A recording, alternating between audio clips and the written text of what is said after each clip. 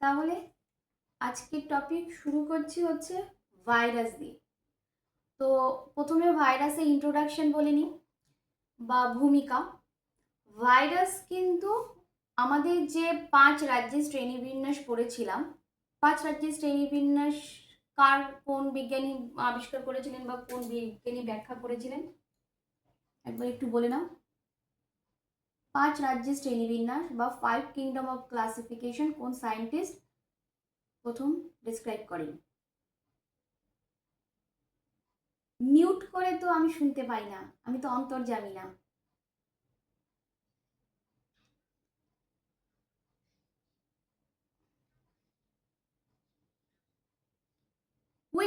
উইটেকার সেক্ষেত্রে তুমি বাংলাতেই পড়ো, ইংলিশে তোমার তো করার দরকার নেই। সেক্ষেত্রে পাউলির যেমন ইংলিশে দরকার, ও সিবিএসসি বোর্ডে তুমি বাংলাতে পড়ো। উইটেকার, WHITTKER, উইটেকার। ঠিক আছে, এটা তুমি বাংলাতে উচ্চারণ করো, উইটেকার। ঠিক আছে, উইটেকার। সেক্ষেত্রে 5 রাজ্যের শ্রেণীবিন্যাসে উইটেকার যে ব্যাখ্যাটা করেছিল, অর্থাৎ 5 কিংডম অফ ক্লাসিফিকেশনে, সেখানে কিন্তু আমরা কি কি পেয়েছিলাম? আমরা সেখানে মনেরা পেয়েছিলাম, প্রোটিস্টা পেয়েছিলাম, ফাঞ্জি পেয়েছিলাম, প্ল্যান্ট কিংডম পেয়েছিলাম, অ্যানিমালস পেয়েছিলাম। কিন্তু কোনো রকম ভাইরাস, ভিরিয়য়েড, প্রিয়ন্স, লাইকেন এগুলো কোনো ব্যাখ্যা তিনি করতে পারেননি, তিনি ক্লাসিফিকেশনে রাখেননি। এইবার কথাটা হচ্ছে, আমরা এখন যেটা পড়তে চলেছি সেটা হচ্ছে ভাইরাস। কেন ভাইরাসকে তিনি কোনো 5 রাজ্যের শ্রেণী বিন্যাসে রাখতে পারেনি? কারণ হচ্ছে, যদি কোনো অ্যানিমালস হতো, যদি কোনো প্ল্যান্ট হতো, অর্থাৎ যদি কোনো সজীব বস্তু হতো, তাহলে আমরা 5 কিংডম ক্লাসিফিকেশন অর্থাৎ 5 রাজ্যের শ্রেণীবিন্যাসের মধ্যে রাখতে পারতাম। কিন্তু যে কোনো প্রাণী নেই যার মধ্যে সজীব বস্তু বলে কিছু নেই। কিন্তু সজীব বস্তু বলে যেমন কিছু নেই, তেমন আবার সে যখন কোনো হোস্ট বা পোষক কোষে প্রবেশ করছে, পোষক কোষ বলতে কোনো মানুষের শরীরে প্রবেশ করছে, কোনো প্ল্যান্টের শরীরে বা উদ্ভিদের শরীরে যখন প্রবেশ করছে, বা আমরা যদি বলতে পারি যে কোনো রকম ব্যাকটেরিয়ার শরীরে যখন প্রবেশ করছে, তখন সে আবার নিজের স্বরূপটাকে প্রকাশ করছে। তাহলে যখন ও আউটসাইড অফ দ্য সেল, ঠিক আছে, কোষের বাইরে যখন থাকছে, তখন সে নন লিভিং অর্থাৎ মৃত বস্তুর মতো আচরণ করছে। যখন কোনো কোষের মধ্যে প্রবেশ করছে, হোস্ট সেলের মধ্যে প্রবেশ করছে, তখন সেটা আবার লিভিং ম্যাটেরিয়ালের মতো কাজ করছে। তাহলে ভাইরাসকে তাহলে অকোষীয় অকোষীয় অকোষীয় বলা হয়। ঠিক আছে, আसेलुलर, অকোষীয় জীব। সেক্ষেত্রে ভাইরাসকে তাহলে যদি তোমাকে জিজ্ঞেস করা হয় ভাইরাসকে কেন 5 রাজ্যের শ্রেণী বিন্যাসের মধ্যে ফেলা হয় না, বা 5 কিংডম অফ ক্লাসিফিকেশনের মধ্যে কেন উইটেকার রাখতে পারেননি ভাইরাসকে, তাহলে তোমাকে বলতে হবে যে কোষের বাইরে ও মরার মতো পড়ে থাকে। হ্যাঁ, আউটসাইড সেল বা আউটসাইড বডি, দেহের বাইরে ও যেখানে মানে কোনো ধরো ফ্লোরের উপরে পড়ে রয়েছে, কোনো খাটের উপরে পড়ে রয়েছে, ঠিক আছে, বিভিন্ন জায়গায় মানে কোনো বাইরে, আমার কোনো বডি পাইনি, কোনো হিউম্যান বডি, ছাগল, গরু, ভেড়া এদের কাউকে না, একদম কোনো মৃত বস্তুর উপরে বাইরে পড়ে রয়েছে, তখন ও মরার মতো পড়ে রয়েছে, কিচ্ছু জানে না, কিচ্ছু বোঝে না, কি নিরীহ ব্যক্তি। কিন্তু যখনই সুজ হয়ে ঢুকবে আর ফাল হয়ে বেরোবে, কেন বলে তো? কারণ যখনই কোনো ভাইরাস অ্যাটাক করবে তোমাকে, তখন যে পরিমাণ মানে ডিজিজ ও ক্রিয়েট করতে পারে তোমার ধারণা আছে, আমাদের ধারণা আছে। যে ভাইরাসকে আমরা চোখে দেখতে পাই না, সে ভাইরাস পুরো দুনিয়াকে ঘরের মধ্যে বন্ধ করে রেখেছিল। মনে পড়ে কোভিড ভাইরাসকে? তাহলে কি করে হলো, সেগুলো কি করে সম্ভব হলো? যেহেতু ওকে তখন ও প্রতিটা কোষ যখন বডি পাচ্ছে, নতুন নতুন বডি পাচ্ছে, যত বডি, এক কথায় বডি বা নতুন কোনো দেহকে আমরা তখন হোস্ট সেল হিসাবে বর্ণনা করতে পারি। নতুন কোনো বডিকে আমরা তখন হোস্ট বা বাংলাতে আমরা বলবো পোষক। যখন এই পোষকের মধ্যে প্রবেশ করছে, অর্থাৎ যখন কোনো বডির মধ্যে প্রবেশ করছে, তখন ও একদম সৈন্য বৈন্য ওর বাচ্চা কাচ্চা তৈরি করিয়ে ও একদম রাজত্ব, আর এমন রাজত্ব শুরু করছে যে আমরা সবাই তখন তটস্থ, হা হা হা, আরে কোথায় গিয়ে ঢুকবো তখন আর বুঝতে পারছি না, তাই না? তার প্রমাণ আমরা পেয়েছি। ইবোলা ভাইরাস নাম শুনেছো? ইবোলা ভাইরাস নাম শুনেনি? তারপর আমরা ইবোলা ভাইরাস নাম শুনিনি, খুব ভালো কথা। এই যে সিজন যখন চেঞ্জ হয়, হাঁচু এরকম করে হাঁচি দিতে শুরু করো, ডাক্তারখানায় গিয়ে বলে কি ভাইরাল ফিভার, ভাইরাসের জনিত, ভাইরাসের কারণে ওই জ্বরটা এসছে। তখন যাকে তুমি দেখতে পাও না সে তোমাকে বিছানায় শুয়ে রেখে দিল 1 সপ্তাহ। কেন করলো? কারণ যখন ও বাইরে ছিল তখন ও নিজেই মরার মতো করে অভিনয় করছিল। যেই হোস্ট পেলো সে একদম ডকবক ডকবক করে একদম সেই নিজস্ব তেজে আবার সে বাচ্চা কাচ্চা দেওয়া, মানে আবার একটা সজীব বস্তুর মতো উঠে বসলো। বুঝা গেছে? তাই ভাইরাসের এরকম দুরকম চরিত্র যেহেতু ও ক্যারি করে, দুরকম বৈশিষ্ট্যকেই ও ক্যারি করতে পারে, তার জন্য ভাইরাসকে বলা হয় যে অকোষীয়, মানে কোনো রকম 5 কিংডম অফ ক্লাসিফিকেশন 5 রাজ্যের শ্রেণীবিন্যাসের মধ্যে রাখা সম্ভব হয়নি। বোঝা গেছে?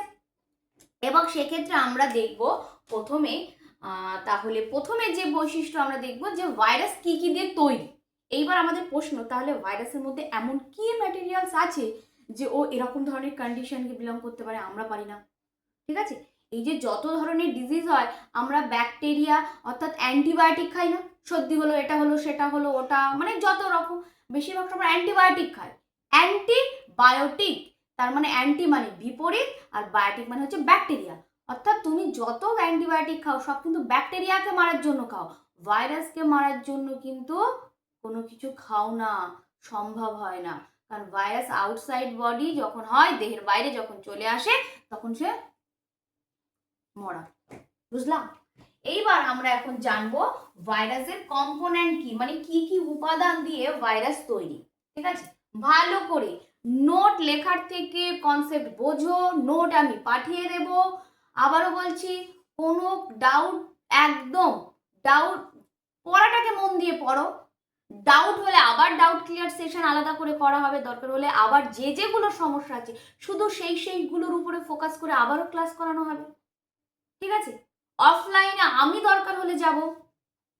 ঠিক আছে? অর্থাৎ কোনো টেনশন করার দরকার নেই, তোমাদের কাজ শুধুমাত্র ফোকাস রাখা, শুধুমাত্র আমার কনসেপ্ট ক্লিয়ার করব আগে, তারপর আমি নোট কি করব, তারপর আমি পড়া কি রেডি করব। কারণ মুখস্থ বিদ্যা দিয়ে তুমি একটা জার্নিকে পুরোটা কমপ্লিট করতে পারবে না, মুখস্থ বিদ্যা দিয়ে তুমি পরীক্ষার হল পর্যন্ত এত ইনফরমেশন নিয়ে যেতে পারবে না। কিন্তু তুমি যদি একটা টপিক টুক টুক করে ছোট ছোট করে কনসেপ্টগুলো ক্লিয়ার করে নাও, ভুলে গেলেও তোমার এই কনসেপ্ট ক্লিয়ার থাকার জন্য পরীক্ষার হলে বসে তুমি 5টা অ্যান্সার করে দিয়ে আসতে পারো, শুধুমাত্র তোমার কনসেপ্ট ক্লিয়ার থাকার জন্য। অত হেডেকই নেই, আমি শুধু পড়াটাকে বুঝবো কি বলছে, কি বলার চেষ্টা করছে, বাস, ইজি, অত টাফ না, সব কিছু ইজি ভাবে নেবে। ঠিক আছে? আর কমিউনিকেশন বাড়াতে হবে, তোমার কমিউনিকেশন স্কিল আরো বেটার হওয়া দরকার।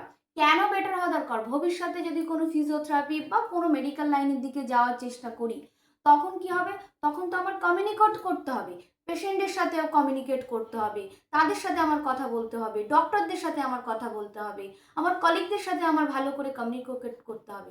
সেক্ষেত্রে লজ্জা পাচ্ছি, ছেলে মেয়ে সবাই থাকবে, তাই না? কমিউনিকেশন স্কিল বাড়াতে হবে। সেক্ষেত্রে লজ্জা শরম কিছু নেই, আমার ডাউট ক্লিয়ার হচ্ছে না, আমাকে ডাউট ক্লিয়ার করাও, আমাকে কনসেপ্ট বোঝাও, এটাই তো মূল মন্ত্র।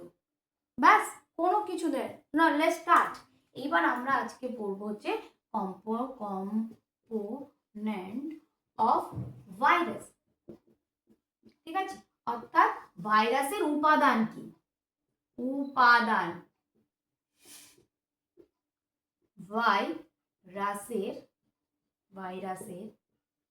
ভাইরাসের উপাদান, অর্থাৎ যদি আমি এক কথায় বলি ভাইরাস কি দিয়ে তৈরি, না তুই চিজ কি দিয়ে তৈরি, তোকে কি দিয়ে তৈরি করেছে ভগবান, যে তোর মধ্যে এরকম এক ধরনের বৈশিষ্ট্য এরকম আছে, তা ও কি দিয়ে তৈরি করেছে ভগবান যে ও মৃত এবং সজীব দুটোর মতোই আচরণ করতে পারে?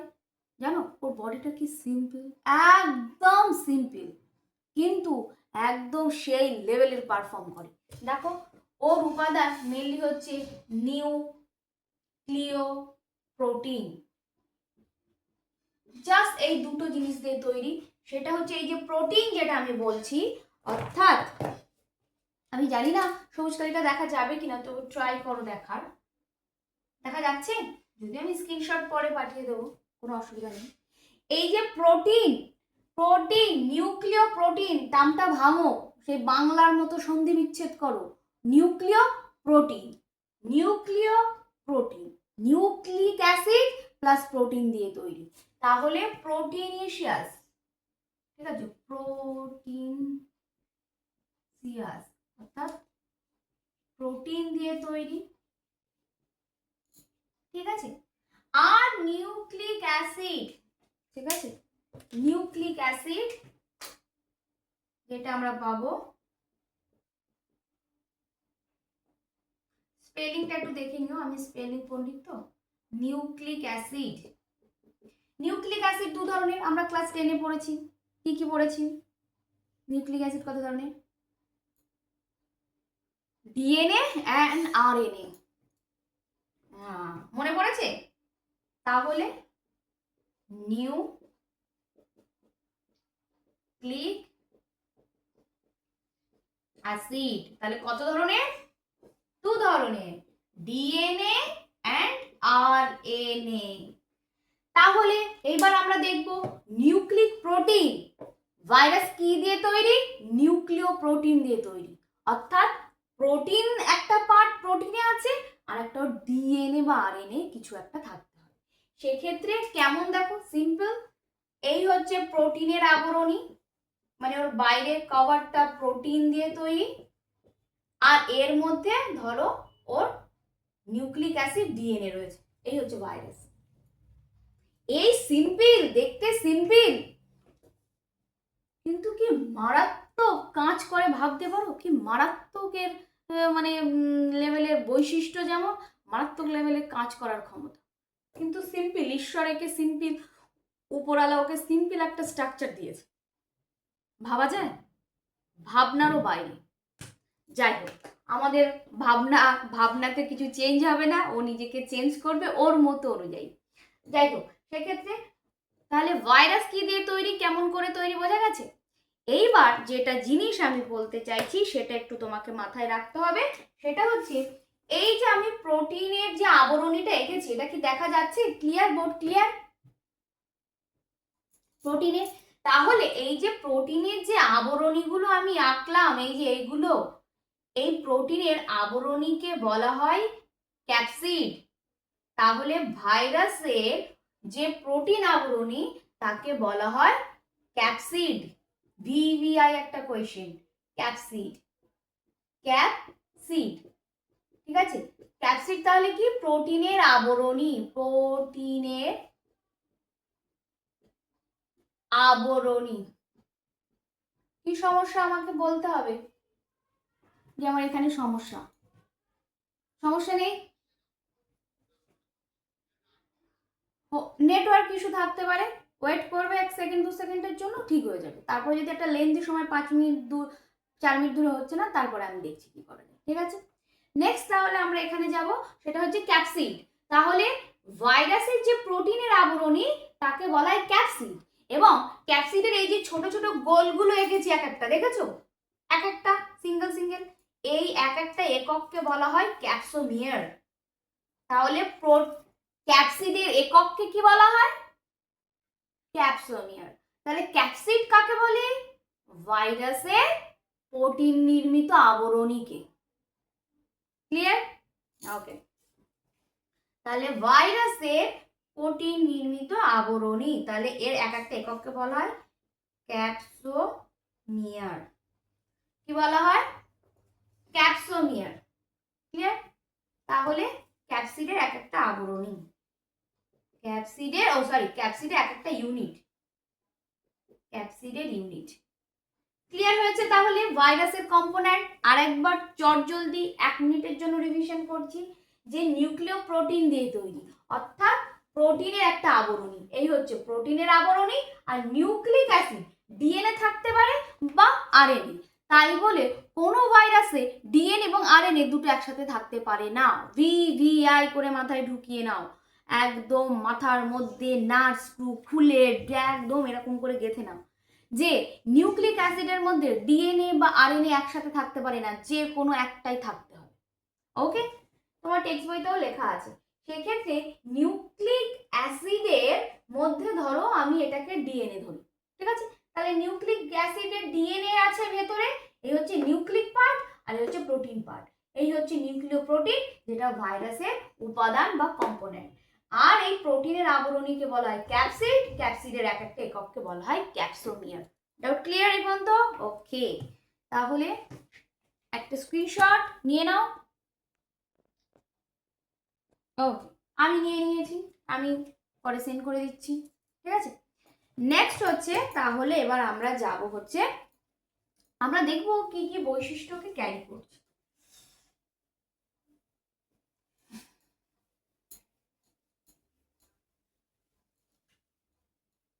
এইবার আমরা যেটা জানবো সেটা হচ্ছে ও লিভিং এবং নন লিভিং বৈশিষ্ট্যগুলো কি কি আছে, ঠিক আছে? তাহলে আমরা বললাম যে ও জ্বরের মতো আচরণ করে, আবার সজীব বস্তুর মতো আচরণ করে। তাহলে আমরা দেখব লিভিং আর নন লিভিং, ঠিক আছে? নন লিভিং, লিভিং তার মানে হচ্ছে সজীব, তাই তো? আর নন লিভিং মানে জড়, ঠিক আছে? বেঁচে নেই, মৃত। তাহলে যখন ও আউটসাইড, দেহের বাইরে, ও কিন্তু কোনো কোষ না, নো সেল, ঠিক আছে? কোনো কোষ না, অকোষীয় যাকে বলে, অকোষীয়, বাংলায় বলবো আমরা কি? অকোষীয়। ওকে, এইবার নো মেটাবলিজম, মেটাবলিজম অর্থাৎ কোনো বিপাক ক্রিয়া হয় না দেহের বাইরে, করে না, হয় না বা করে না, হয় না দেহের বাইরে। দেহের বাইরে থাকাকালীনও কোনো রকম বিপাক ক্রিয়া করে না। No metabolism outside the body, outside the body. আমি বোঝাতে পারলাম? বিপাক ক্রিয়া কাকে বলছে আমরা পড়েছি, কি পড়েছি আমরা বিপাক ক্রিয়াতে? দেহের মধ্যে সমস্ত বেঁচে থাকতে গেলে বিপাক ক্রিয়া বাধ্যতামূলক, তাই তো? আমরা বলেছি যে বিপাক ক্রিয়া বেঁচে থাকতে গেলে বাধ্যতামূলক। বিপাক ক্রিয়া কি? আমাদের শরীরের মধ্যে যত রাসায়নিক বিক্রিয়া হচ্ছে তার সমন্বয়। কিন্তু ও যখন দেহের বাইরে কোথাও পড়ে থাকছে, ও কিন্তু কোনো মেটাবলিজম করছে না। তার মানে আমরা তাকে প্রাণী বলতে পারি না। যে মেটাবলিজম করতে পারে না তাকে আমরা প্রাণী বলতে পারি না। ক্লিয়ার? সঙ্গে ও যখন দেহের বাইরে থাকছে, নো রিপ্রোডাকশন, তার মানে কি? কোন রকম জনন করছে না, no reproduction outside body, outside of body, অর্থাৎ জননে, জননে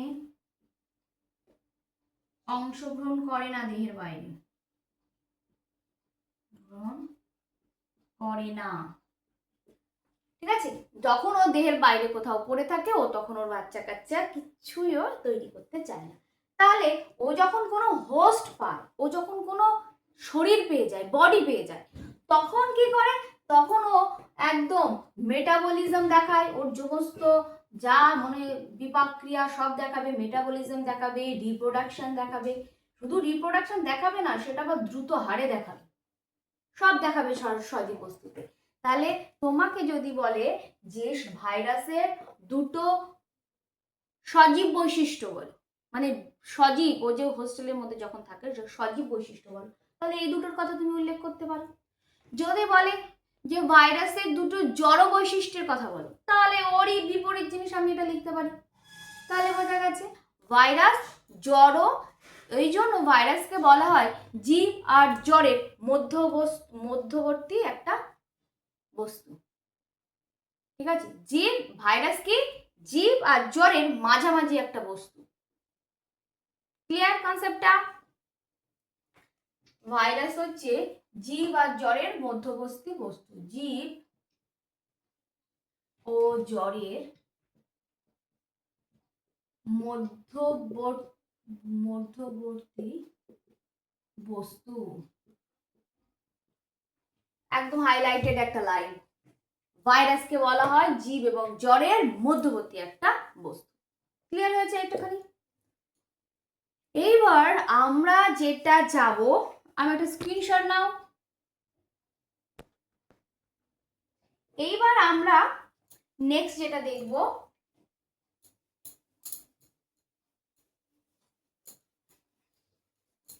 সেটা দেখব যে আমরা তাহলে জানলাম যে ভাইরাসের বৈশিষ্ট্য কি কি হতে পারে, ভাইরাসের কি কি কম্পোনেন্ট দিয়ে হতে পারে। এবার আমরা দেখব যে কত ধরনের কত শেপের ক্যাপসিড হতে পারে, ঠিক আছে? মানে ওদের ক্যাপসিডের শেপ কেমন হতে পারে, কারণ ওদের তো আর কিছু নেই। ওদের আকার আকৃতির মধ্যে আমাদের নাকটা টিকালো হতে পারে, আমাদের চোখটা বড় বড় হতে পারে, তাই তো আমাদের চুলগুলো ঘন হতে পারে, নয়তো আমার মতো নেরু হতে পারে, ঠিক আছে? সে সব কিছু হতে পারে, কিন্তু ওদের তো স্টাইল দেওয়ার মতো শুধুমাত্র ওদের আবরণীটাই আছে, অর্থাৎ ক্যাপসিডটাই আছে। তাহলে ওদের ক্যাপসিডটা কত ধরনের কত শেপের হতে পারে, বা কোন কোন ভাইরাসে ভিন্ন ভিন্ন ধরনের ভাইরাসে তাদের ক্যাপসিডের আকার আকৃতি ভিন্ন ভিন্ন হয়, ঠিক আছে? সেটাই আমরা পড়তে চলেছি। অর্থাৎ আমরা বলতে পারি ক্যাপসিড শেপ বা ক্যাপসিডের আকার, ঠিক আছে? ক্যাপসিড শেপ বা ক্যাপসিডের আকার, সিডের ভিন্ন আকার, বিভিন্ন আকার। সেক্ষেত্রে প্রথমেও হেলিক্যাল হতে পারে। হেলিক্যাল, হেলিক্যালকে হেলিক্যালই মনে রাখবে। হেলিক্যাল মানে হচ্ছে এরকম হবে, হওয়ার পর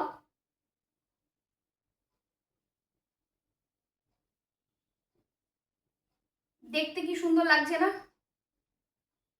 হ্যাঁ, দেখতে পাচ্ছ না? হাই রে, কি সুন্দর লাগছে না বোর্ডের উপরে? আঙুর ফল টাইপের লাগছে,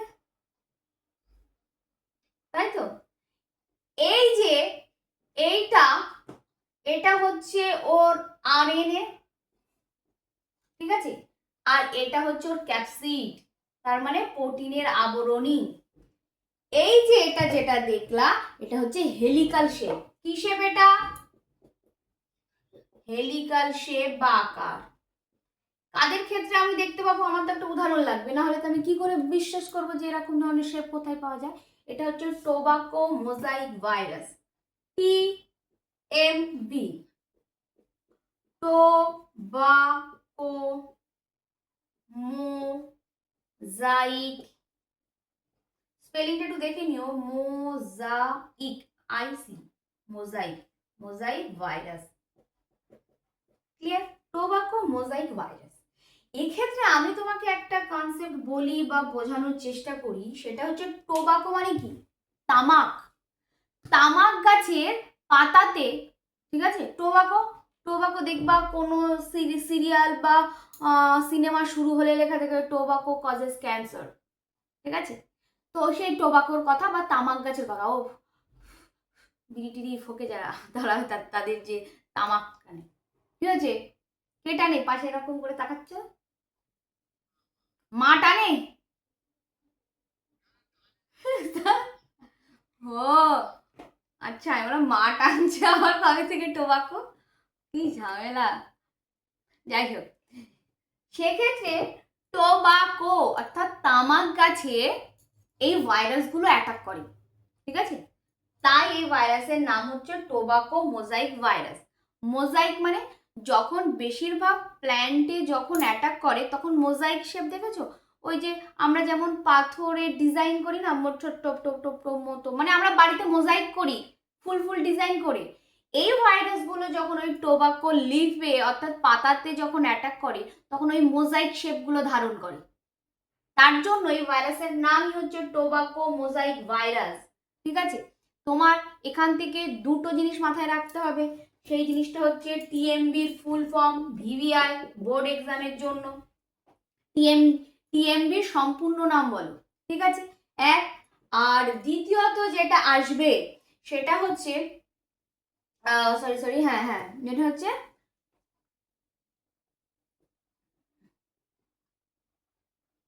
দ্বিতীয়ত যেটা আসবে, টোবাকো মোজাইক শেপের আকৃতি কেমন, ক্যাপসিডের আকৃতি হচ্ছে হেলিকাল আকৃতি, হেলিকাল শেপ, ঠিক আছে।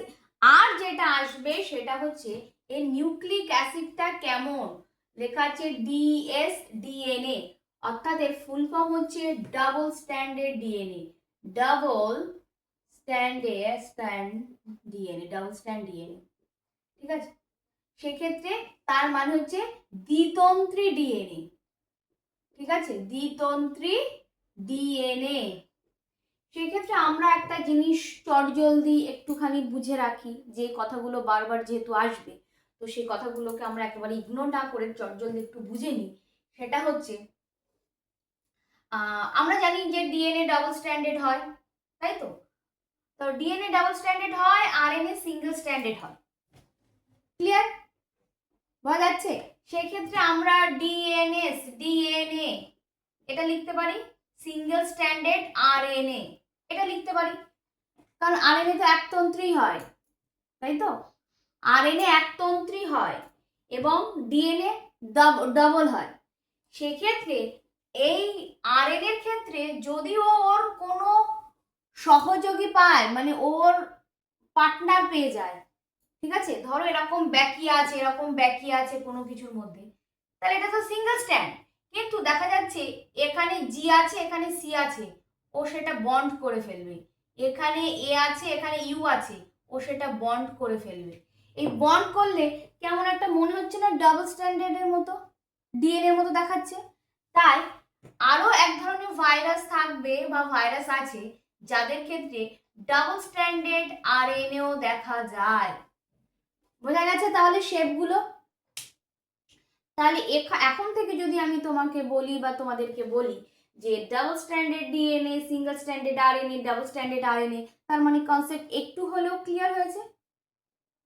সেক্ষেত্রে টোবাকো, এবার চলে আসি টোবাকো মোজাইক ভাইরাসের ক্ষেত্রে। টোবাকো মোজাইক ভাইরাসের ক্ষেত্রে তাহলে ডাবল স্ট্যান্ডার্ড ডিএনএ, অর্থাৎ ওর ডিএনএটা এমন শেপ, তাই তো। তাহলে তিনটে কোয়েশ্চেন আমরা এখান থেকে পেলাম। টোবাকো মোজাইক ভাইরাসের সম্পূর্ণ নাম পেলাম, ওর ক্যাপসিডটা হেলিকাল শেপ, অর্থাৎ এরকম হেলিকাল রিং রিং শেপের আছে।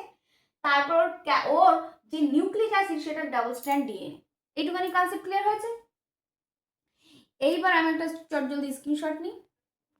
এইবার আমরা যেটা যাব সেটা হচ্ছে, আমরা এটা একটাই শেপ দেখলাম ক্যাপসিডে, সেটা হচ্ছে আমরা কি দেখলাম, হেলিকাল শেপ। এইবার আমরা যেটা দেখতে চলেছি সেটা হচ্ছে ওর কি শেপ, সেটা হচ্ছে আমরা এই শেপটা দেখব, শেপটা ভীষণ ইম্পর্টেন্ট। সেটা হচ্ছে অনেকগুলো হেড, ঠিক আছে,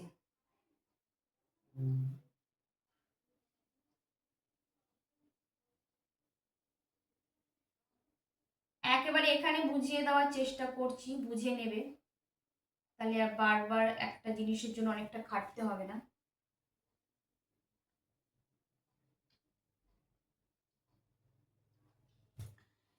এই হচ্ছে এক ধরনের ভাইরাস, ঠিক আছে।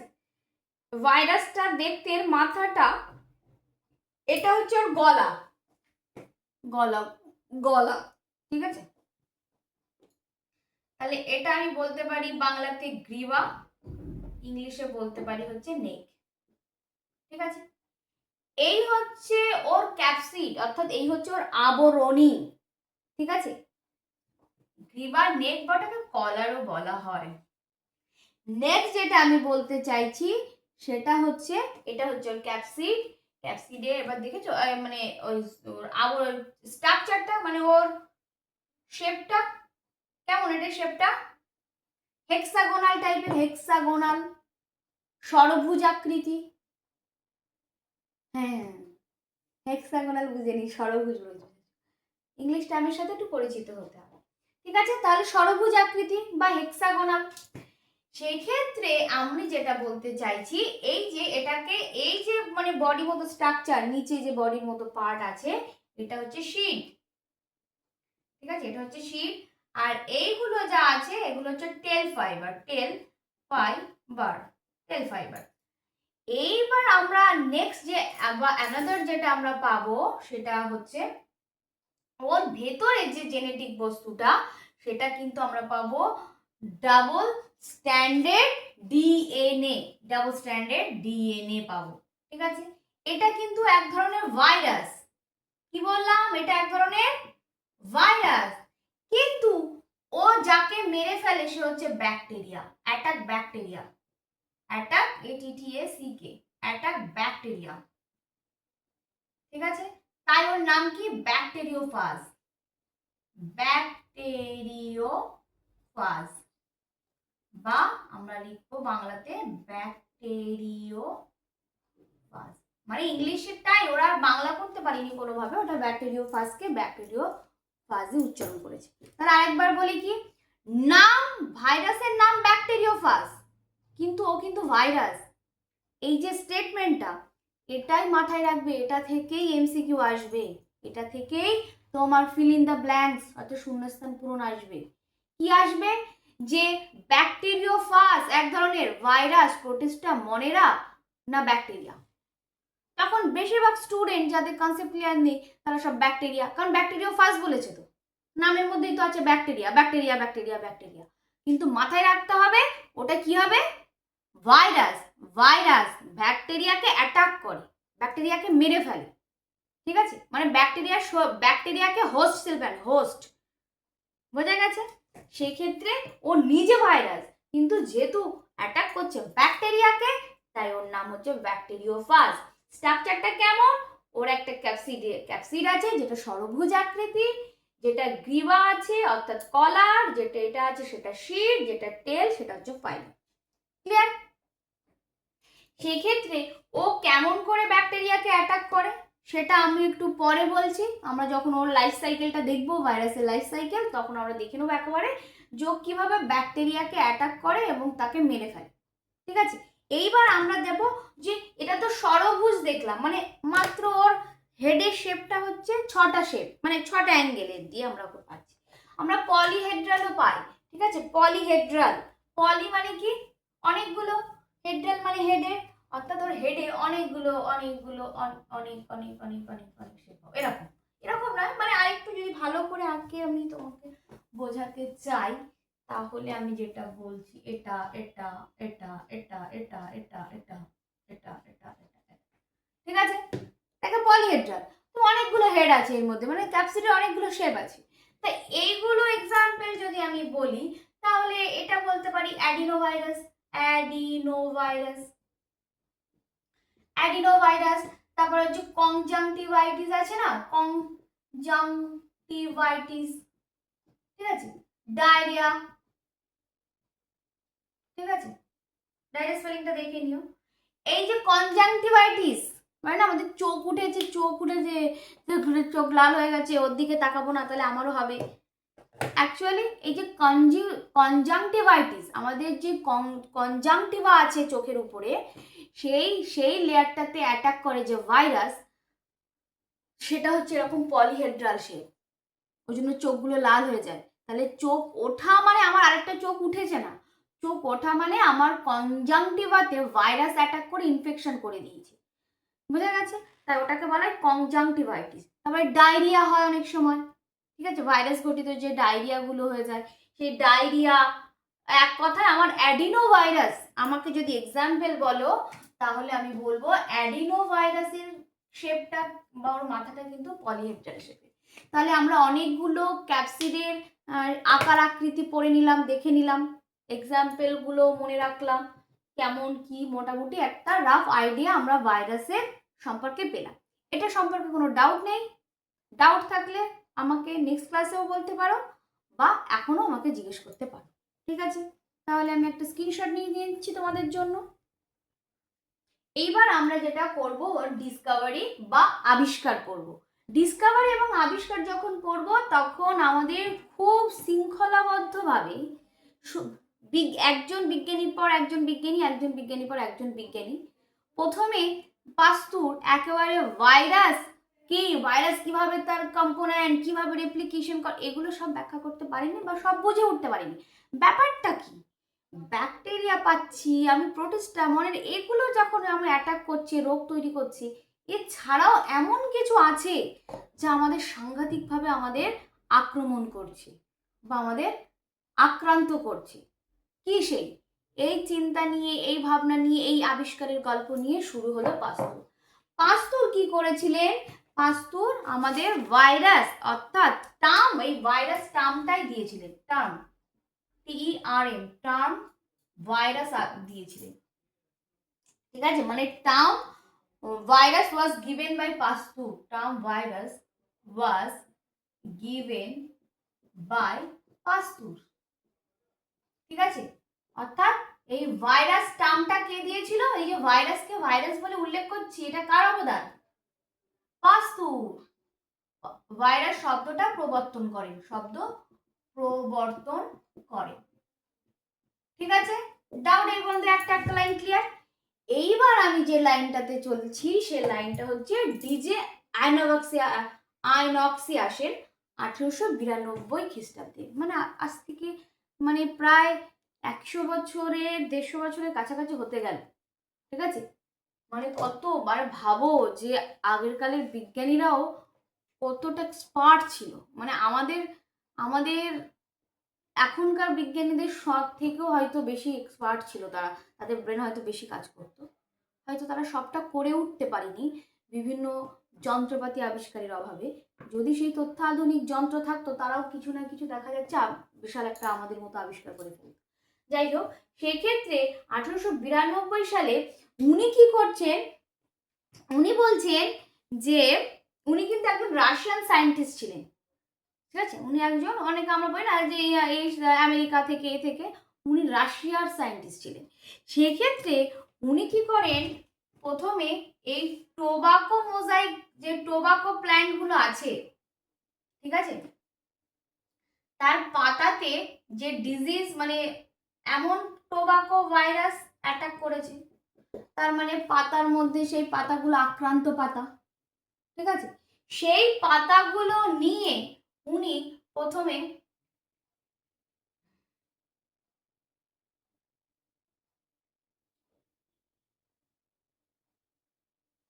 একটা ফিল্টার, ব্যাকটেরিয়া ফ্রি বা ফিল্টার, ব্যাকটেরিয়া ফিল্টার, সেক্ষেত্রে পাতাটাকে কুটকে এরকম চেপে দিয়ে ঠেটিয়ে ফেটিয়ে দিয়ে একদম নির্যাস দিয়ে এর মধ্যে, এই বোতলটার মধ্যে ভরে দেয়। মাঝখানে যেখানে এখানে একটা ফিল্টার লাগিয়ে দেয় যাতে শুধুমাত্র এর মধ্যে ব্যাকটেরিয়া গুলোই চলে আসে নিচে। ঠিক আছে, ব্যাকটেরিয়া মানে যাই থাকুক না কেন এর মধ্যে যারা রোগ তৈরি করেছে তারাই যেন এর মধ্যে চলে আসে। ঠিক আছে, বাদ বাকি পাতার যে ছিবড়া টিবড়া যা আছে সব যেন উপরে রয়ে যায়। বোঝা যাচ্ছে? এইবার এখানে যে লিকুইডটা আছে সেটা হচ্ছে আমার কি? ব্যাকটেরিয়া। ঠিক আছে, ব্যাকটেরিয়া। এবার সরি ব্যাকটেরিয়া ফ্রি, আমি একটা জিনিস ভুল ইনফরমেশন না, স্লিপ অফ টাং হয়ে গেছে। ব্যাকটেরিয়া ফ্রি, ব্যাকটেরিয়া ফিল্টার, মানে এর মধ্যে ব্যাকটেরিয়াকে ছেঁকে ফেলে দেবে। ব্যাকটেরিয়া তাছাড়া আরো যে ছিবড়া ফিবড়া আছে, মানে এটাকে থেতো করার পর এর মধ্যে যদি কোনো ব্যাকটেরিয়া থাকে তাহলে তারা নিচে আসবে না। বাদ বাকি কোনো যদি লিকুইড থাকে, কোনো টক্সিক পদার্থ থাকে সেগুলো চলে আসবে, কিন্তু কোনো ব্যাকটেরিয়া আসবে না। কারণ কি এখানে একটা ব্যাকটেরিয়া ফিল্টার লাগিয়ে দিয়েছি, সেগুলো ব্যাকটেরিয়ার যে সাইজ, ছোট ছোট সাইজ, সেগুলোকেও ও ফিল্টার করে নিতে পারে। বোঝা যাচ্ছে আমার কথা? ব্যাকটেরিয়াকেও ফিল্টার করে নিতে পারে। এইবার এর মধ্যে যে লিকুইডটা পেয়েছি এর মধ্যে কোনো ব্যাকটেরিয়া নেই, কিন্তু কিছু একটা আছে যা আবার রোগ তৈরি করতে পারে, কিন্তু কি জিনিস তখনও পর্যন্ত আবিষ্কার হয়নি। ঠিক আছে, এইবার কি করে? ওই এই পর্যন্ত থেমে যায়। ঠিক আছে, এই পর্যন্ত থামা গেল। এইবার চলে আসি এমজে বেঞ্জার নেকের কাছে। এমজে বেঞ্জার নেক বলছেন এই এক্সপেরিমেন্টটাকে কন্টিনিউ করেন। কি করে কন্টিনিউ করেন? তিনি এই নির্যাসকে আবার একটা হেলদি পাতাতে, মানে একটা ভালো পাতা, সে পাতায় কোনো রোগ নেই, ঠিক আছে, সেই পাতার উপরে ছিটিয়ে দেয়, সেই পাতার উপরে দেয়। দেখা যাচ্ছে সেই পাতাটাও একই রোগে আক্রান্ত হলো। তার মানে ওখানে তো ব্যাকটেরিয়া থাকার কথা নয়, ব্যাকটেরিয়া তো আমি ফিল্টার করে বের করে দিয়েছি। তার মানে এই হেলদি পাতাতে অর্থাৎ সুস্থ পাতাতে যে রোগটা অ্যাটাক করছে আর যাই হোক সে ব্যাকটেরিয়ার জন্য হতে পারে না। তাহলে কি আছে সেটা কি কি কি আবার দেখা যাচ্ছে এই হেলদি পাতাতে যখন অ্যাটাক করলো তার মানে পাতাগুলো সব আমার এরকম হয়ে গেল, তাই তো, এরকম হয়ে গেল। আবার সেই অ্যাটাক করলো, আবার উনি ফিল্টার করলো, ফিল্টার করার পরে আবার সেই বোতলের মধ্যে ভরে ব্যাকটেরিয়া ফিল্টার টিল্টার লাগিয়ে আবার সেই এক্সপেরিমেন্টটা কন্টিনিউ করলো। কন্টিনিউ করে দেখছে যদি ওর টক্সিক পদার্থ হয় দুটো জিনিস হতে পারে, ঠিক আছে। তারপর এখান থেকে উনি বলতে চাইছেন যে এখান থেকে দুটো জিনিস হতে পারে, দুটো জিনিস হতে পারে। কি সেই জিনিস, আমি এটাকে তাহলে টেনে এখানে লিখছি। এই এক্সপেরিমেন্টটা মানে হচ্ছে এই এক্সপেরিমেন্টটার জিনিসপত্র আমি উপরে লিখে দিচ্ছি, আশা করি তা দেখা যাচ্ছে। ওকে, তাহলে দুটো থিংস হতে পারে, দুটো জিনিস হতে পারে। এর মধ্যে ব্যাকটেরিয়া নেই, তাহলে এমন কিছু বিষ হতে পারে, ঠিক আছে, টক্সিন কোনো কিছু হতে পারে, কোনো বিষ হতে পারে, অথবা কিছু বিষ হতে পারে, বিষ, অথবা some very very small things, খুব ক্ষুদ্র ক্ষুদ্র কিছু হতে পারে, ব্যাকটেরিয়ার থেকেও ক্ষুদ্র ক্ষুদ্র ক্ষুদ্র বস্তু হতে পারে। ঠিক আছে, কি বললাম, দুটো জিনিস উনি ব্যাকটেরিয়াকে তো ফিল্টার করে বের করে দিয়েছে, তাহলে যে রোগ তৈরি করছে সে নিশ্চয় ব্যাকটেরিয়া হতে পারে না, তাই তো। ব্যাকটেরিয়া যদি না হয় তাহলে কি হতে পারে, উনি বলছে দুটো জিনিস হতে পারে, এক হচ্ছে কোনো বিষ, ঠিক আছে, বা টক্সিন কিছু, আর একটা ব্যাকটেরিয়ার থেকেও ছোট ছোট কিছু কিছু হতে পারে। কারণ হচ্ছে এই ফিল্টারে ব্যাকটেরিয়া যদি আটকে যায় তাহলে ব্যাকটেরিয়া থেকে যেগুলো নিচে চলে এসছে সেগুলো ব্যাকটেরিয়া থেকে ছোট ছোট হতে হবে। তাহলে বলছে যে যদিও টক্সিন হতো তাহলে এই যে নির্যাস বের করছি, আবার একটাতে লাগাচ্ছি, আবার একটা সুস্থ প্ল্যান্টকে বের করছি নিচ্ছি, তাহলে টক্সিনের প্রভাবটা কমে যেত, এফেক্টটা কমে যেত। কিন্তু ও তো সেই একইভাবেই আবার সেই নতুন করে একইভাবে একই তেজে আবার অ্যাটাক করছে।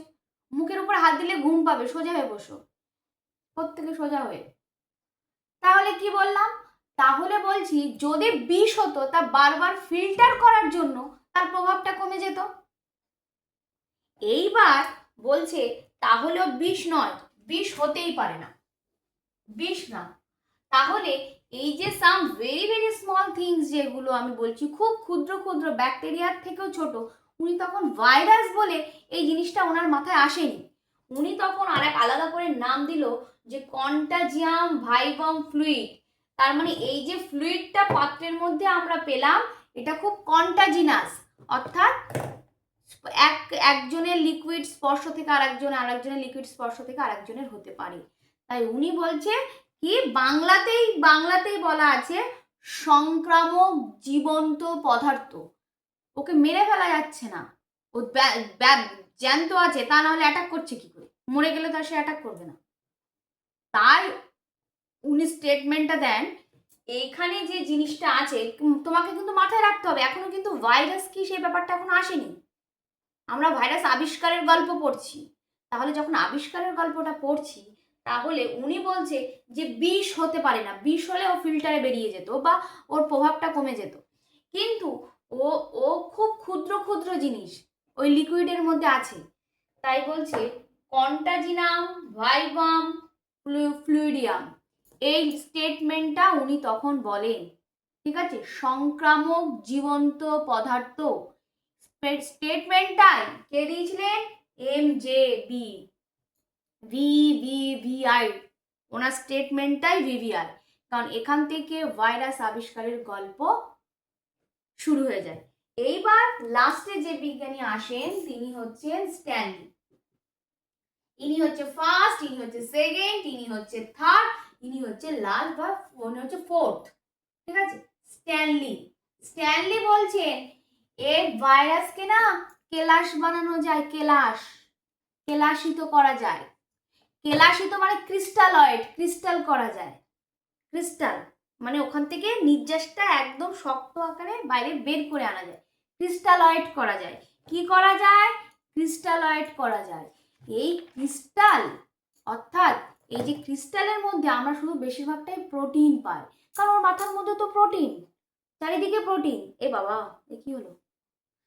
মাথার মধ্যে শুধু প্রোটিন, এরকম শুধু প্রোটিন, ঘিলু তো ভেতরে, নিউক্লিক অ্যাসিড তো ভেতরে, তাই নিউক্লিক অ্যাসিডের দেখার থেকে ওর বাইরে বেশিরভাগ সব প্রোটিন নির্মিত অংশ ওকে কেলাস করে পাওয়া যায়। তাহলে আমি যদি ক্রিস্টালয়েড ভাইরাস, কে বলেছিল? ক্রিস্টালয়েড ভাইরাস, ক্রিস্টালয়েড ভাইরাস, ঠিক আছে, ক্রিস্টালয়েড ভাইরাস, ক্রিস্টালয়েড ভাইরাস, ঠিক আছে। ক্রিস্টালয়েড ভাইরাস কে বলেছিল? স্ট্যানলি বলেছিলেন। এই হচ্ছে আপাতত ভাইরাসের গল্প এখানে, মানে মানে গল্প বলতে এখানে ডিসকভারি বা আবিষ্কারের গল্পটা এখানে শেষ হচ্ছে। কিন্তু শেষ হলেও তোমাকে একটা জিনিস যেটা নতুন পড়তে হবে, নতুন না মানে যেটা আন্ডারলাইন করতে হবে, ভাইরাসরা বাধ্যতামূলক পরজীবী, এইটাকে আন্ডারলাইন করতে হবে। দেখো ওই কন্টাজিয়াম ভিভিয়াম ফ্লুইড সবাই বের করো, হচ্ছে কোনটা? এনসিইআরটি, ঠিক আছে, এনসিইআরটি বের করো। এনসিইআরটি ওই 26 নম্বর পেজে কন্টাজিয়াম ভিভিয়াম ফ্লুইডের ঠিক 1 2 3 4, না সরি 1 2 দুটো লাইন পরে মাঝামাঝি ভাইরাসরা বাধ্যতামূলক পরজীবী লেখা আছে, দেখেছো? আন্ডারলাইন করে রাখো। বাধ্যতামূলক পরজীবী আমি একটু বুঝিয়ে দিই, তাহলে আমি এটা টুক করে একটা স্ক্রিনশট নেওয়ার সুযোগ করে দিই, স্ক্রিনশট নিয়ে নাও। এইবার আমরা যেটা বুঝতে চলেছি সেটা হচ্ছে গিয়ে জেনেটিক ম্যাটেরিয়াল। ও প্রথমেই আমি যেটা বলি, বোর্ডের উপরে লেখা আছে ভাইরাস অবলিগেট প্যারাসাইট, অর্থাৎ ভাইরাস বাধ্যতামূলক পরজীবী। টার্মটা খুব শান্ত মাথায় বোঝার চেষ্টা করো। ভাইরাস কে বাধ্যতামূলক অন্যের উপর নির্ভর করতে হয় কি হয় না? কি বলে?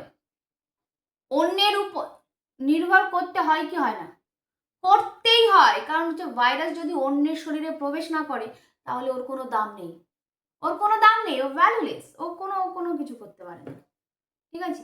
কিন্তু যখনই অন্যের উপরে নির্ভর বা অন্যের মধ্যে ঢুকে গেল, তখনই ওকে আর কেউ আটকাতে পারছে না, অপ্রতিরোধ্য এরকম করে ও ঘুরে বেড়ায়, তাই তো? সেক্ষেত্রে এই যে বাধ্যতামূলক, মানে আমার পছন্দ হলো আমি গেলাম, পছন্দ হলো না আমি গেলাম না, এরকম না কিন্তু। বাধ্যতামূলক ওকে যদি জনন করতে হয়, মেটাবলিজম করতে হয়, ওকে যদি সজীব অর্থাৎ লিভিং বৈশিষ্ট্য বা ফিচার্সকে দেখাতে হয়, মানে বেঁচে সজীব বৈশিষ্ট্যকে প্রকাশ করতে হয়, তাহলে ওকে বাধ্যতামূলক পরজীবী বা অন্যের উপরে নির্ভর করতে হবে। তাই বলা হয় ভাইরাস বাধ্যতামূলক পরজীবী। এটা যারা নিট বেসিসে এক্সাম গুলো দেয় তাদের জন্য স্টেটমেন্ট আকারে এই কোয়েশ্চেন গুলো দেয়, নিট মেডিকেল এন্ট্রান্স যারা দেবে, বুঝলা? সেক্ষেত্রে তার মানে এই নয় যে তুমি পড়তে পারবে না, বা যারা বোর্ড এক্সাম দেবে তারা পড়বে না, বোর্ড এক্সামেও দিতে পারে, ঠিক আছে। এটা গেল। এইবার জেনেটিক ম্যাটেরিয়াল বা জিনগত বস্তু, সেক্ষেত্রে আমরা দেখেছি ভাইরাসে নিউক্লিক অ্যাসিড, ডিএনএ বা আরএনএ এর মধ্যে যে কোনো একটা থাকে। কিন্তু যে ভাইরাস আমার প্ল্যান্টকে অ্যাটাক করছে, যে ভাইরাস আমার প্রাণীদের অ্যাটাক করছে, যে ভাইরাস আমার ব্যাকটেরিয়াকে অ্যাটাক করছে, তারা তো সবাইকে ক্যারি করতে পারে না, সব ডিএনএ আরএনএ সব ভরে ভরে ভরা আছে এরকম নয়। আমি বললাম যে ভাইরাসের মধ্যে বা কোনো জীবের মধ্যে ডিএনএ বা আরএনএ যে কোনো একটাই থাকতে পারে। এবার দেখা যাচ্ছে ডিএনএ বা আরএনএ এর মধ্যে যে কোনো একটাই থাকবে জিনগত বস্তু হিসাবে বা জেনেটিক ম্যাটেরিয়ালস হিসাবে। সেক্ষেত্রে আমার যখন প্ল্যান্টস এর মধ্যে হচ্ছে বা উদ্ভিদের যারা অ্যাটাক করছে, ভাইরাস অ্যাটাক প্ল্যান্টস, ঠিক আছে, যারা উদ্ভিদকে আক্রমণ করছে, উদ্ভিদকে অ্যাটাক করছে, তাদের বেশিরভাগ দেখা যাচ্ছে জিনগত বস্তু সিঙ্গেল স্ট্যান্ডার্ড আরএনএ, ঠিক আছে, সিঙ্গেল স্ট্যান্ডার্ড আরএনএ। দেখা যাচ্ছে বেশিরভাগ যে ভাইরাসগুলো প্রাণীকে আক্রমণ করছে, ঘুম পাচ্ছে কেন ঘুম পাচ্ছে, ঘুম পাচ্ছে জল খাও, জল, তো ঘুম পাচ্ছে কেন?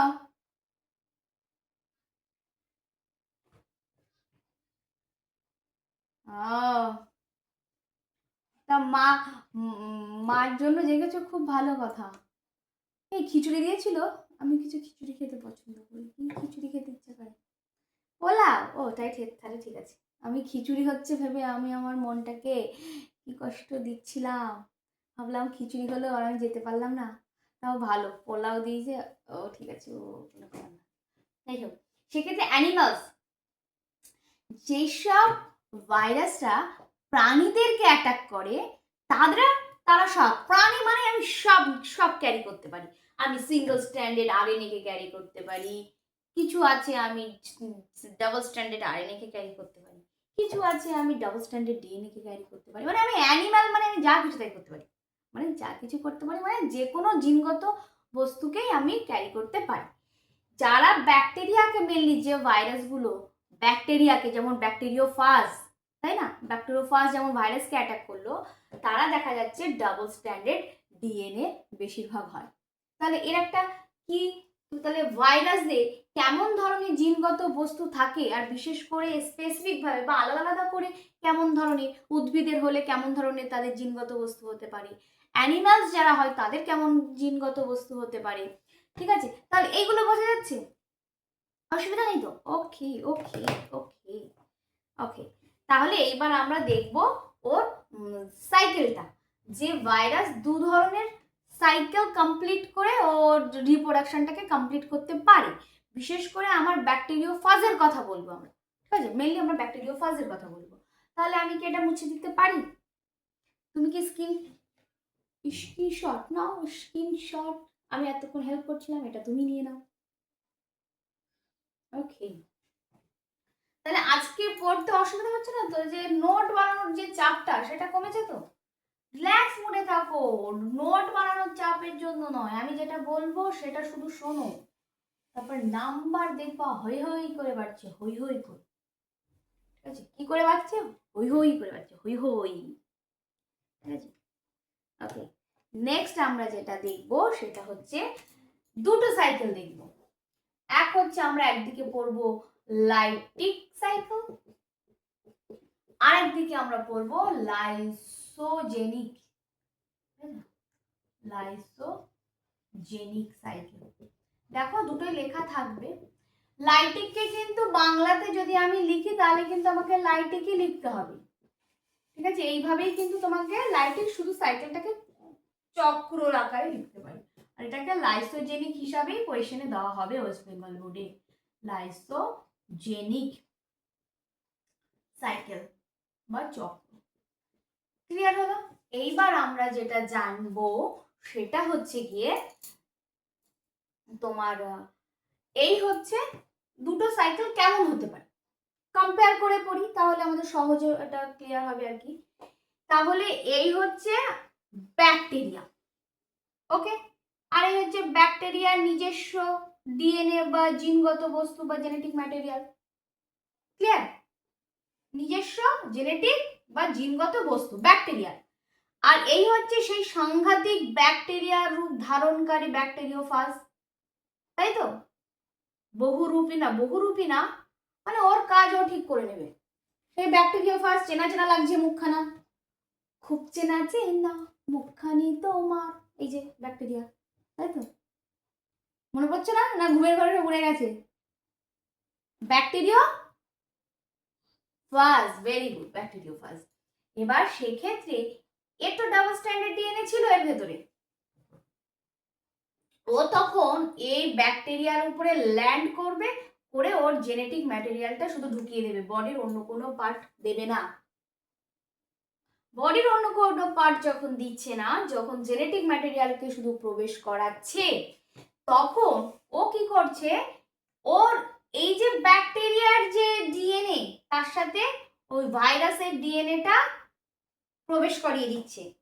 আমি যদি একটু আলাদাভাবে কালার দিয়ে দেখাই, এই হচ্ছে আমার ব্যাকটেরিওফাজের ডিএনএ, শুধু ডিএনএটা প্রবেশ করাচ্ছে এবং ব্যাকটেরিয়ার ডিএনএর সাথে ওর ডিএনএটা ম্যাচ করিয়ে দিচ্ছে। এই কন্ডিশনটাকে আমরা বলবো প্রোফাজ। প্রোফাজ কিন্তু পরীক্ষায় আসে যে প্রোফাজ কি, প্রোফাজ, ঠিক আছে? এটা কি প্রোফাজ কাকে বলে? ভাইরাসের ডিএনএ আর ব্যাকটেরিয়ার ডিএনএ কে একত্রে বলা হয় প্রোফাজ, ঠিক আছে? লিখে দিই আমি, যদিও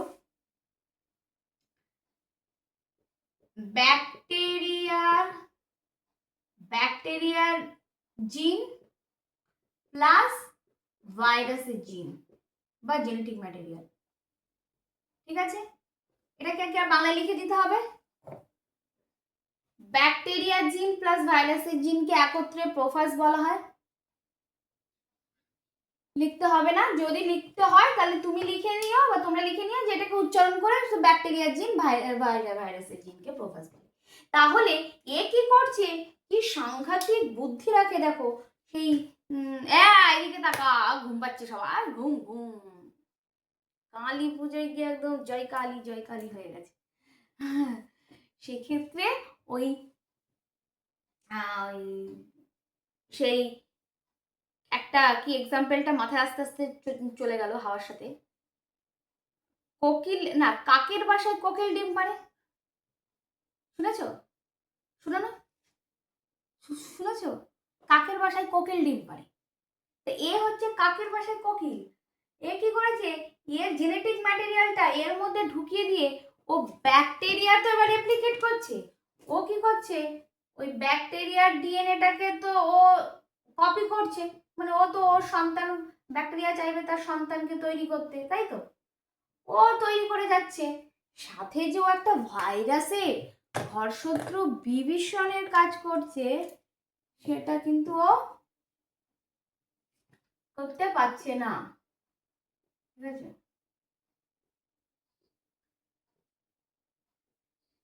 এরকম অ্যাপ্লিকেশন হয়ে গেছে, ঠিক আছে? এরকম হয়ে গেছে। এইবার ও কি করছে, ও তখন যেই নিজের গুলো কপি হয়ে যাচ্ছে, সে একদম নিজের রূপ ধারণ করে একদম রেডি বাইরে বেরোনোর জন্য, মানে নিজের সঙ্গপাঙ্গ আমি তৈরি করে ফেলেছি আমার, মানে তোমার মাধ্যমে আমার নিজের বাচ্চাকে আমি জন্ম দিয়ে ফেলেছি, এইবার রেডি। এইবার কি হবে, এই ব্যাকটেরিয়াকে, মানে যার খাচ্ছিল এতদিন, এবার তাকেই ধ্বংস করে দেবে। তাকে ধ্বংস করে দিয়ে, অর্থাৎ তাকে ফাটিয়ে, এইবার ওই ব্যাকটেরিওফাজগুলো এইবার বাইরে বেরিয়ে আসবে, ঠিক আছে? এবার বাইরে বেরিয়ে আসছে, বোঝা গেছে? তাহলে মুখে হাত দিও না, উঠে বসে সোজা, ঘুম পাবে, আর একটুখানি বাকি। সেক্ষেত্রে লাইটিক মানে হচ্ছে বিদীর্ণ করা। 1 মিনিট, আমি একটুখানি কল ধরছি। তাহলে লাইটিক চক্র বোঝা গেছে? তাহলে লাইটিক চক্র, লাইটিক কথার অর্থ হচ্ছে বিদীর্ণ হওয়া, ঠিক আছে? ফাটিয়ে বেরিয়ে আসা। তাহলে ব্যাকটেরিওফাজ ভাইরাসটা কিভাবে ব্যাকটেরিয়া জিনের সাথে মিশে প্রোফেজ গঠন করে নিজের বাচ্চা কাচ্চা তৈরি করে ব্যাকটেরিয়াকে ফাটিয়ে বাইরে বেরিয়ে এসছে। সেক্ষেত্রে লাইসোজেনিক চক্র শুধু ফাটিয়ে বা ছিঁড়ে বেরিয়ে আসবে না, তাহলে কেমন হবে?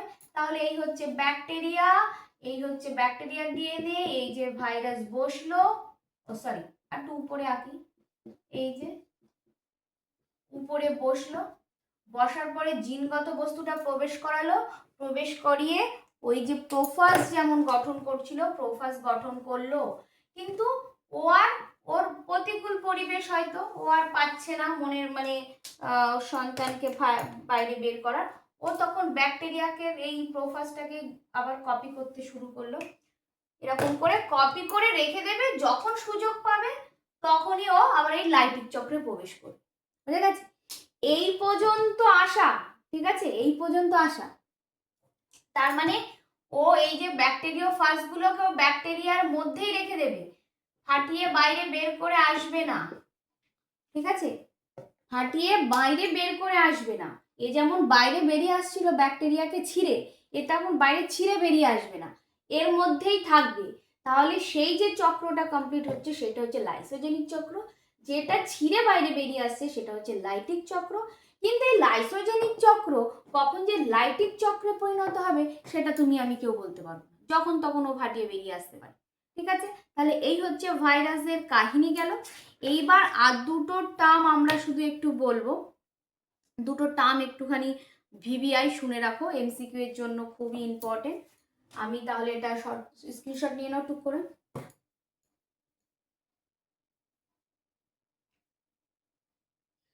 ওকে, এইবার আমরা তাহলে যেটা জানবো সেটা হচ্ছে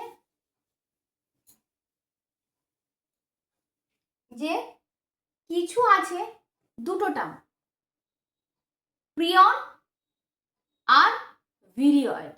ঠিক আছে, ভিরিয়য়েড, ভিরয়েড। ঠিক আছে, আমি দুটো টার্মটা লিখি, ভিরয়েডস, ভিরয়েড বা এটা প্রিয়ন,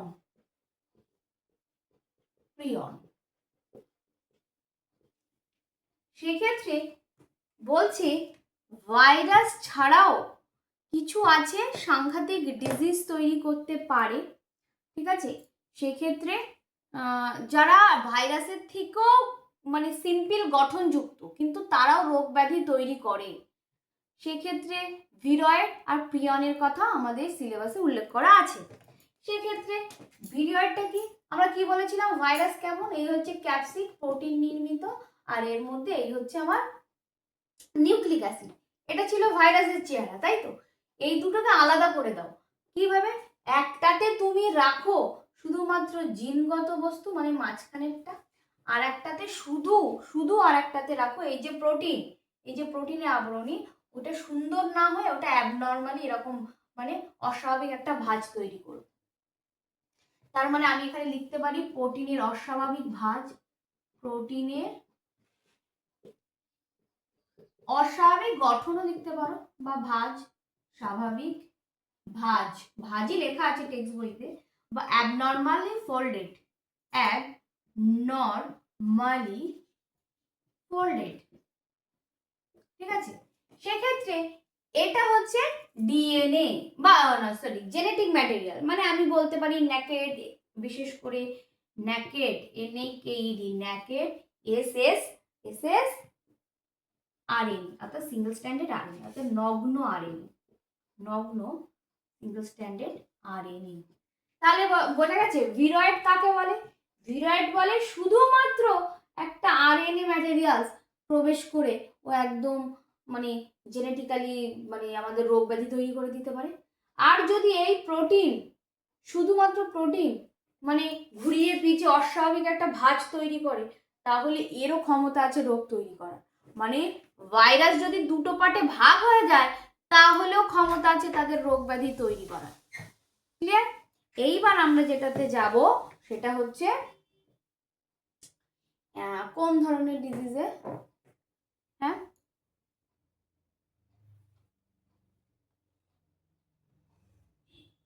সেক্ষেত্রে আমরা যেটা পাবো সেটা হচ্ছে প্রিয়ন্স। প্রিয়ন্স আমাদের mad cow, mad cow disease, mad cow disease তৈরি করে। ম্যাড কাউ মানে এরা কি হয়, আমাদের যারা গরু প্রজাতিগুলো আছে তাদের শরীরে প্রবেশ করে, ঢুকলো, ঢুকে আস্তে আস্তে তাদের জিন মানে প্রোটিনের যেটা সেটা অ্যাবনর্মালি ভাঁজ করতে শুরু করলো, শুরু করবে। তুমি সে প্রথম প্রথম কিন্তু তুমি বুঝতে পারবে না, প্রথম প্রথম বুঝতে পারবে না। এর সাইন সিমটম প্রকাশ পেতে দেখা যাচ্ছে গরুটাকে অ্যাটাক করার পর হচ্ছে 6 থেকে 7 বছর লেগে যেতে পারে সেই তোমার লক্ষণগুলো প্রকাশ হতে। 6 থেকে 7 বছর মানে একটু একটু করে প্রোটিনের গঠন পাল্টাতে পাল্টাতে এমন করে দেবে যে ও আর ওর ব্রেনে কাজ করবে না। ঠিক আছে, ও আর ওর ব্রেনে কাজ করাতে পারবে না, তখন ও পাগলামি করবে, পাগলামি শুরু করে দেবে। বুঝে গেছে? তা এর জন্য কে দায়ী, সেটা হচ্ছে প্রিয়ন দায়ী। Abnormally folded protein, protein abnormally folded, protein abnormally folded. ঠিক আছে, অস্বাভাবিক প্রোটিনের একটা ভাগ। তাছাড়া ভিরয়েডসকে আমরা যদি বলি, ভিরয়েডসকে আমরা পটেটো স্পিন্ডল ডিজিজে আমরা এদেরকে খুঁজে পাবো, যেটা আমাদের 1971 সালে বিজ্ঞানীর নামটা আমি একটু করে দেখে নিই। টিও ডিনার, স্পেলিংটা দেখবেন। উনি এই নেকেড SSRNA অর্থাৎ সিঙ্গেল স্ট্যান্ডার্ড RNA কে পটেটো মানে এই যে আলুর শেপটা এরকম হয়ে যাচ্ছে, স্পিন্ডাল শেপের হয়ে যাচ্ছে, ঠিক আছে, আলুগুলো এরকম স্পিন্ডাল শেপের হয়ে যাচ্ছে এমন আবিষ্কার করেন যে তার জন্য দায়ী ভিরয়েড। তাহলে পোটাটো স্পিন্ডাল টিউবার ডিজিজ, ঠিক আছে, আমরা ভিরয়েডকে লক্ষ্য করি। এই হচ্ছে আমাদের মোটামুটি ভাইরাস, ভিরয়েডস আর প্রিয়নের কাহিনী শেষ হলো। সেক্ষেত্রে আর একটা ছক আমি দিতে পারি যদি আমাকে 2 মিনিট টাইম দেওয়া যায়। আচ্ছা, 2 মিনিট টাইম আমাদের হাতে, তাহলে এটাকে একটা স্ক্রিনশট নাও, আমিও নিতে পারি। ওকে ওকে ওকে ওকে, দাও দেখো। এইবার যেটা আমরা পড়তে চলেছি সেটা হচ্ছে ভাইরাল ডিজিজ। সেক্ষেত্রে পরীক্ষা হলে কেমন আসবে কোয়েশ্চেনগুলো, যে তোমাকে 3টে ব্যাকটেরিয়া ঘটিত বা 3টে প্রোটিস্টা ঘটিত ডিজিজের নাম দিয়ে দিল, তার মধ্যে আর একটা ভাইরাস ঘটিত, তোমাকে খুঁজে বের করতে বললো কোনটা ভাইরাসের জন্য হয়, ঠিক আছে। তাহলে আমাদের একটু মনে রাখতে হবে, আমাদের প্রথমে প্ল্যান্ট বা উদ্ভিদের আমরা ডিজিজের নামে যাই।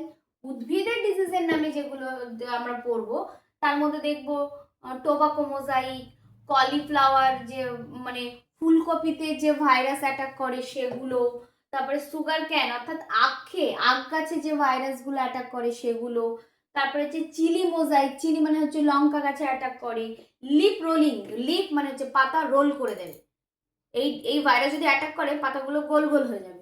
এছাড়া ইয়েলো মোজাইক অর্থাৎ হলুদ হলুদ হয়ে যাবে, ইয়েলো মোজাইক, ঠিক আছে, এগুলো আছে।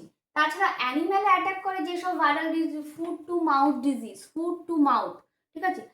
তাছাড়া হচ্ছে র্যাবিস, র্যাবিস তো আমাদের খুব পপুলার, কি জলাতঙ্ক রোগ হয় এর জন্য, মনে পড়ে, হাইড্রোফোবিয়া, হাইড্রোফোবিয়া, ঠিক আছে, জলাতঙ্ক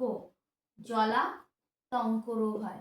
এই জলাতঙ্ক রোগ হলে সত্যি কুকুর যেমন পাগলা হয়ে যায়, মানুষও যদি ওরকম অ্যাটাক করে মানুষও পাগল হয়ে যায়, ঠিক আছে, ওই সেই কুকুরের মতো আওয়াজ বের করে, কারণ হচ্ছে এটা আমাদের ভোকাল কর্ডে অ্যাটাক করে আমাদের ব্রেনকে, অর্থাৎ র্যাবিস যদি অ্যাটাক করে আমাদের নার্ভাস সিস্টেমকে অ্যাটাক করে, নার্ভাস সিস্টেম একদম ড্যামেজ করে দেয়, নার্ভাস সিস্টেমকে ড্যামেজ করে দেওয়ার ফলে ওরকম পাগলাটেই আচরণ করে, পাগলা আচরণ করে এবং কিছুদিন পরে মারাও যেতে পারে, ঠিক আছে। র্যাবিসের কিন্তু ওই ভ্যাকসিন বেরিয়েছে, তাছাড়া যদি র্যাবিস অ্যাটাক করে তাকে কিন্তু আমরা বাঁচানো সম্ভব হয়ে এখনো আমরা সেই মানে আবিষ্কারের মধ্যে দিয়ে যাইনি যে তাকে আমরা সুস্থ করে তুলতে পারি, বোঝা গেছে। তাছাড়া মানুষকে অ্যাটাক করে যেগুলো সেগুলো হচ্ছে কমন কোল্ড, ওই যে সাধারণ যে সর্দি জ্বরগুলো হয়, কমন কোল্ড, তারপরে হেপাটাইটিস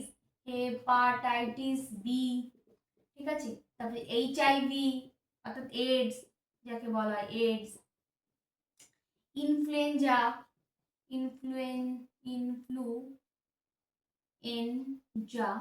ইনফ্লুয়েঞ্জা, তাছাড়াও আছে মামস, পোলিও, ঠিক আছে, পোলিও খাই না আমরা ছোটবেলায়, পোলিও খেতাম, মনে পড়ছে, কিন্তু সব ভাইরাস থেকে বাঁচার জন্য আমরা খেয়েছি। তাছাড়া আছে আমরা ডেঙ্গুকে আর ডেঙ্গিটা হচ্ছে আরো বেশি স্মার্ট উচ্চারণ, ডেঙ্গি, ঠিক আছে, না উচ্চারণ কায়দা করে বলার জন্য না, উচ্চারণটাই ডেঙ্গি, ঠিক আছে, ডেঙ্গু না ডেঙ্গি। তাছাড়া চিকেন পক্স,